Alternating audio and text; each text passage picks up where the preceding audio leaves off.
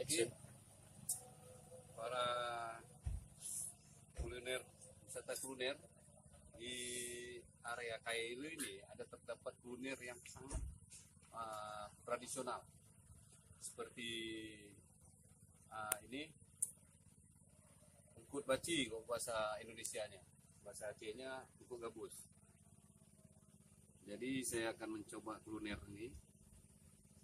Ini di sini namanya ini ikan paya. Ikan paya. Saya akan tes benturnya ikan ini.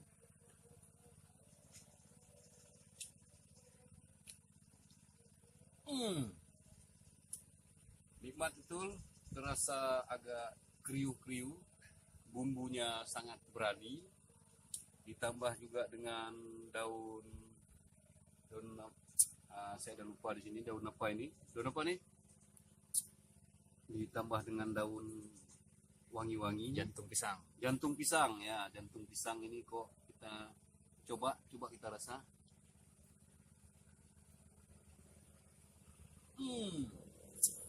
Sangat lembut banget,